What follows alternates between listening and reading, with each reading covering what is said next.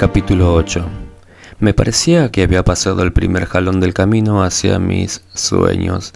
Me había dado esperanza casi más de las que yo podía asimilar, hasta que me atreví a pensar que quizá al fin me permitiría ver a Luis. Supe por Angelo que Luis sería transferido a la prisión de Elmira, Nueva York. ¿Crees que tendré oportunidad de verle?, le pregunté a Angelo. No tiene la menor posibilidad, David.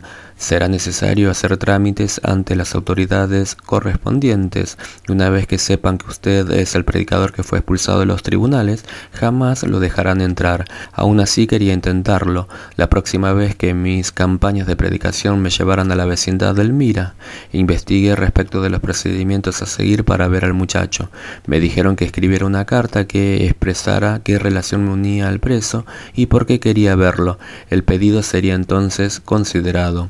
No había nada que hacer, tendría que decir la verdad y nunca me permitirían entrar. Pero supe que algunos muchachos eran transferidos a Elmira ese mismo día. Fui a la estación y esperé. Cuando llegó el tren bajó un grupo de unos 20 muchachos a quienes pusieron de inmediato en marcha. Observé sus rostros, pero Luis no estaba entre ellos. ¿Conoces a Luis Álvarez?, pregunté acercándome a uno de los muchachos, que consiguió decirme no, antes de que el guardia nos parara con gesto de enojo. Bien, me dije de vuelta a Phillipsburg, parece que no voy a ver a esos muchachos. Quizás jamás los veré, Señor. Concédeme la gracia de aceptar esto como tu voluntad. Pero si el Espíritu Santo aún me cerraba esa puerta, me abría otras. Una cálida noche, a principios de la primavera de 1958, caminaba entre la hormigueante multitud de una bulliciosa calle del Harlem español, cuando de repente oí cantar. Me sorprendió reconocer la melodía de un himno evangélico, aunque la letra era en español. No había ninguna iglesia cerca. La música parecía salir de una de las ventanas de uno de los departamentos frente al cual pasaba. ¿Quién está cantando?, le pregunté a un muchacho que fumaba un cigarrillo sentado en el guardabarros de un automóvil. El joven la dio la cabeza para escuchar, como si la música fuese una parte tan integral de los demás ruidos de la ciudad que ya no la escuchaba. Es una especie de iglesia, señalando con el pulgar hacia la puerta, en los altos, segundo piso, de manera que subí las escaleras y llamé a la puerta. Esta se abrió lentamente, pero cuando la luz me alumbró la cara, la mujer que estaba dentro de la habitación soltó un pequeño grito. En su entusiasmo dejó la puerta semiabierta y se dio vuelta hablando con rapidez algo en español. De inmediato acudieron a la puerta personas sonrientes de gesto amistoso. Me tomaron el brazo y me hicieron entrar en el departamento. «Usted es David», me dijo un hombre. «¿No es usted David, el predicador que fue expulsado de los tribunales?» Resultó que era esta una iglesia filial del Concilio Hispano de la Asamblea de Dios. La gente de las filiales se reúnen en casas particulares hasta que consigue dinero para construir su propia iglesia. Habían seguido de cerca el proceso por el asesinato de Michael Farmer y habían visto mi fotografía. «Hemos estado orando por usted y ahora ha venido», me dijo un hombre. Se llamaba Vicente Ortiz y ejercía el ministerio de esta pequeña iglesia. «Queremos saber cómo fue que usted estaba en la sala del tribunal», me dijo. De manera que esa noche tuve la oportunidad de contarle a este grupo de gente de mi propia denominación, las Asambleas de Dios, respecto de la manera como Dios parecía dirigirme a las calles de Nueva York. Les dije lo que había aprendido acerca de los problemas que confrontaban a los muchachos y a las muchachas de las pandillas, y respecto de las bebidas embriagantes y los estupefacientes. Les conté también respecto de mi sueño y con relación al primer jalón que había superado. Creo que fue Dios quien me puso la idea en la cabeza de que tienen que comenzar de nuevo y tienen que estar rodeados de amor, dije en resumen. Hemos visto cómo el Espíritu Santo puede ayudarlos en la calle. Yo por lo menos creo que es un magnífico comienzo. ¿Quién sabe si algún día no tendremos una casa para ellos? Resultó ser un discurso vehemente. Descubrí que estaba más entusiasmado respecto de los problemas que confrontaban a estos jóvenes que lo que me había imaginado. Para cuando había terminado podía observar que esta buena gente compartía mi dolor y mi urgencia respecto de la necesidad. Cuando finalmente me senté, varios de los hombres y mujeres mantuvieron una breve discusión. Hablaron con entusiasmo durante unos pocos minutos y luego empujaron hacia adelante al reverendo Ortiz para que actuara de portavoz. ¿Cree usted, me dijo, que podría venir mañana para hablarnos, cuando estarán con nosotros algunos otros ministros evangélicos para oírlo? Le dije que lo haría, y así, sin ruido, nació un nuevo ministerio. Al igual que la mayor parte de las cosas nacidas del Espíritu, se produjo en forma sencilla, humilde, sin propaganda ruidosa. Ciertamente ninguno de nosotros sabíamos aquella noche qué era lo que en realidad había comenzado. ¿Cuál es su dirección aquí?, me preguntó el reverendo Ortiz. ¿A dónde lo podemos llamar respecto del lugar y la hora? Tuve que admitir que no tenía dirección alguna, no tenía dinero ni aún para pagar una habitación en un hotel barato. En realidad, les dije, duermo en mi automóvil. Una verdadera alarma se dibujó en el rostro del reverendo Ortiz. Usted no debe hacer eso, me dijo, y cuando había traducido lo que yo había dicho, todos en la habitación estaban de acuerdo. Es peligroso, más peligroso de lo que se imagina. Usted debe venir aquí a nuestra casa, de pasar aquí con nosotros esta noche y cualquier noche que se encuentre en la ciudad. Acepté agradecido esa demostración de bondad. El reverendo Ortiz me presentó a su esposa, Delia, y luego me llevó a una habitación sencilla y desnuda con una tarima para dormir. Pero me hicieron sentir como en mi casa, y jamás he dormido tan bien como aquella primera noche que no tuve que pasarla en la calle. Supe más tarde que este extraordinario matrimonio no ahorraba nada para sí, usando solamente lo imprescindible para su existencia. Todo lo demás lo daba para la gloria de Dios. La mañana siguiente la pasé en oración. Tenía el presentimiento que no era simplemente una coincidencia el que yo hubiese llegado a aquella pequeña filial. No me podía imaginar lo que ocurriría ahora, pero quería mantenerme tan flexible como era posible, listo para emprender el avance en cualquier dirección que el Espíritu Santo me señalara. Mientras me hallaba orando, el reverendo Ortiz y su esposa deben de haber estado haciendo llamadas constantes por teléfono.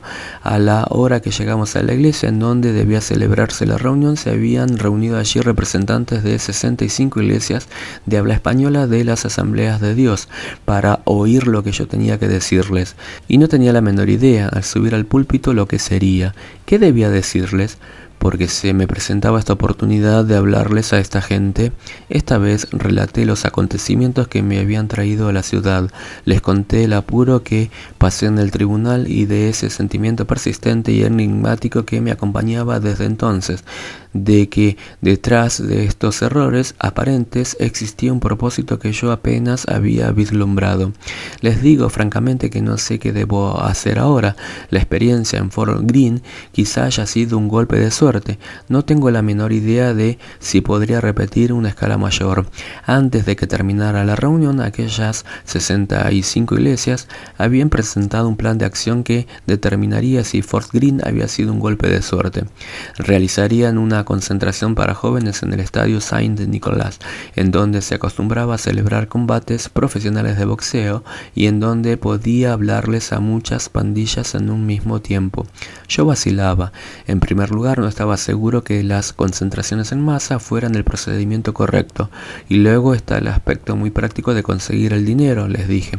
Se necesitarían miles de dólares para alquilar el estadio. De repente se produjo una conmoción en la parte de atrás de la iglesia. Un hombre se había puesto de pie de un salto y gritaba algo. Finalmente le comprendí. David, me decía, todo está bien, todo va a salir bien. Pensé que era algún fanático y no lo presté atención, pero después de la reunión el hombre vino a verme y se presentó. Se trataba de Benigno Delgado, abogado. Una vez más repitió la declaración de que todo saldría bien. David, usted vaya al estadio Saint Nicholas, me dijo. Usted lo alquila y le habla a esos muchachos. Todo saldrá bien. A decir verdad, pensé que se trataba de esas personas excitables, aunque inofensivas, visionarios de los cuales toda iglesia parece atraer a unos cuantos. Pero el señor Delgado observó el gesto de perplejidad de mi rostro y sacó del bolsillo el fajo más grande de billetes que yo había visto jamás. Usted le habla a esos muchachos, David, yo alquilaré el estadio, y así lo hizo. Fue de esta manera como literalmente de la noche a la mañana me vi involucrado en una concentración de la juventud que abarcaba toda la ciudad de Nueva York y que se realizaría en el estadio Saint Nicholas durante la segunda semana de julio de 1958. Cuando regresé a Phillipsburg con la noticia, todos entusiasmaron. Solo Gwyn guardaba silencio. Tú comprenderás, me dijo por fin, que esa es precisamente la fecha cuando nacerá el bebé. No me había dado cuenta, pero ¿Cómo puede un esposo decir cosas semejantes a su esposa? Dije algo entre dientes de que tal vez el bebé llegaría más tarde. Wynne se rió. Llegará a tiempo, me dijo, y tú tendrás la cabeza en las nubes y aún no lo sabrás. Y el día que te presente al bebé lo mirarás asombrado. De cualquier manera no creo que tú sepas que existe un niño hasta que éste se te acerque caminando y te dice papito, lo cual es indudablemente cierto. La iglesia en Phillipsburg fue lo más generosa, no solamente con apoyo monetario durante los 2 meses siguientes, cuando solo podía prestarles escasa atención, sino con su entusiasmo. Había mantenido informados a todos de mis viajes a la ciudad, contándoles los tremendos problemas que confrontaban a estos jóvenes y niños de 12, 13 y 14 años, de manera que sabían cuándo formaban parte de todo lo que el Señor planeaba para Nueva York. Tomé mis vacaciones para que coincidieran con la concentración a fin de estar ausente de la iglesia el menor tiempo posible, pero aún así al acercarse el mes de julio descubrí que pasaba más y más tiempo en el departamento de la familia Ortiz. Recibimos una ayuda espléndida de las iglesias de habla española. Nos proporcionaron obreros que trabajasen en las calles, quienes pagaban carteles y repartían boletines por toda la ciudad de Nueva York, anunciando las reuniones que durarían una semana. Adiestramos a un numeroso conjunto de consejeros para que en los vestuarios del estadio asesoraran a los jóvenes y muchachas que quisieran comenzar una nueva vida. Hicieron todos los preparativos relativos a la música y a los ujieres y otros aspectos de carácter práctico en el estadio. Todo lo que yo tenía que hacer era proporcionar los jóvenes. Eso había parecido una cosa sencilla cuando se propuso por primera vez, pero cuanto más se acercaba la fecha de comienzo de los cultos, tanto más dudaba del buen sentido de realizar esta concentración. Caminando por las calles había conversado con centenares de muchachos y chicas, pero jamás hasta ahora había comprendido el estado de desesperación en que se encontraban. La simple perspectiva de viajar unos kilómetros y entrar en un gran edificio, asunto tan rutinario para nosotros, asomaba para ellos como una empresa de gran multitud erizada de peligros. Temían, en primer término, dejar sus propios territorios. Temían que al pasar por el territorio de otra pandilla se les atacara. Temían grandes concentraciones de gente, temían sus propios odios y prejuicios. Temían que su ira e inseguridad hicieran erupción y degenerara en sangrienta refriega. Y lo más extraño de todo era que temían que algo ocurriera en la concentración que los hiciera llorar. Poco a poco llegué a comprender el horror que estos jóvenes le tenían a las lágrimas. ¿Qué hay en las lágrimas que podría ser tan aterrador? Les hice la pregunta repetidamente y cada vez recibí la impresión de que las lágrimas eran señal de debilidad en el mundo cruel, en donde solamente los fuertes pueden sobrevivir. Y sin embargo sabía por la experiencia de mi trabajo en la iglesia que importante es el papel que juegan las lágrimas en restaurar a un hombre. Yo creo que podría establecer como regla que el toque de Dios se caracteriza por las lágrimas.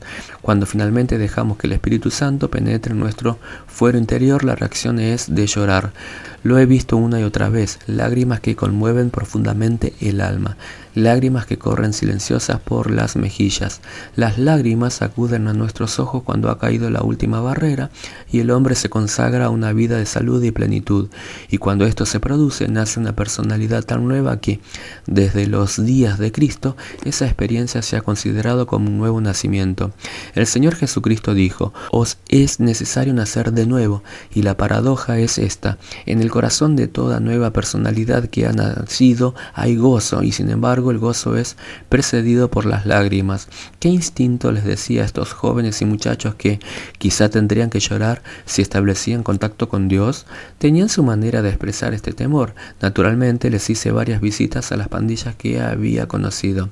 Los rebeldes y los GBI, los capellanes y los Mau Mau, invitándolos a la concentración, y en todas partes era lo mismo. Usted no me va a conmover, predicador, usted no me va a hacer llorar. En todo lugar el mismo temor a lo desconocido, el mismo apego a lo familiar, por miserable que yo fuera, la misma resistencia al cambio. Una noche, poco después de que visitara el escondrijo en el sótano donde se reunían los GBI, a fin de comunicarles la noticia de la concentración, se oyeron golpes a la puerta del departamento de la señora Ortiz. La señora Ortiz miró a su esposo, enarcando las cejas. Él sacudió la cabeza. No estaba esperando a nadie. La señora Ortiz dejó el cuchillo con el cual había estado cortando carne y se dirigió a la puerta. Allí estaba María. Tan pronto como entrar en la sala, noté que estaba bajo los efectos de la heroína. Sus ojos brillaban con un destello que no era natural. El cabello le caía sobre toda la cara, las manos temblaban. María, le dije levantándome, pasa. María se puso en el medio de la sala y con tono brusco y beligerante nos demandó que les informáramos porque estábamos tratando de desbandar su pandilla. ¿Qué nos quiere decir, María?, dijo la señora Ortiz. ¿Qué vienen aquí para tratar de llevarse a los muchachos a un servicio religioso? Yo los conozco a ustedes, quieren disolver nuestra pandilla. María comenzó a maldecirnos uno por uno. Vicente Ortiz hizo un movimiento en la silla para protestar y luego se volvió a sentar con un gesto que decía: continúa, María, prefiero que te expreses aquí y no en la calle. Uno de los hijos de la familia Ortiz entró en la sala y Delia avanzó instintivamente para ponerse al lado del niño. En ese momento María se lanzó sobre la mesa donde Delia había dejado el cuchillo de carnicero. Mediante un rápido movimiento lo tomó en la mano blandiendo la larga hoja. Delia se interpuso rápidamente entre María y el niño. Vicente se levantó de un salto de la silla y avanzó por la sala. No de un paso más, le gritó María. Vicente se detuvo, puesto que la joven había levantado el cuchillo y se lo había puesto en su propia garganta. Ah, nos dijo, me voy a cortar el pescuezo, me voy a ensartar el cuchillo como un chancho y ustedes van a tener que presenciarlo. Todos los que nos encontrábamos en aquella sala sabíamos lo suficiente de la desesperación de los adictos a las drogas como para darnos cuenta que sus palabras no eran un simple alarde dramático. Delia comenzó a hablar rápidamente respecto de la larga y maravillosa vida que le esperaba a María. Dios te necesita, María, le decía Delia repetidamente. Lentamente, durante un lapso de 5 minutos, mientras Delia nunca dejaba de hablar, el cuchillo que tenía María comenzó a bajar más y más hasta que finalmente le colgaba de la mano a la altura de la cadera. Mientras seguía hablando, Delia se acercaba más y más hasta que al fin, con un movimiento rápido y ágil, hizo saltar el cuchillo de la mano de María. El cuchillo cayó en el suelo haciendo un estrépito seco y metálico. Giró varias veces en el piso. La joven comenzó a llorar. María no hizo esfuerzo alguno en agarrar el cuchillo de nuevo. Se quedó simplemente en medio de la habitación. La imagen misma del abatimiento y el desamparo. De repente comenzó a gemir. Se ocultó el rostro en las manos. Estoy enviciada y no hay salida para mí. ¿Por qué no le das a Dios una oportunidad?, le pregunté. No, eso no es para mí.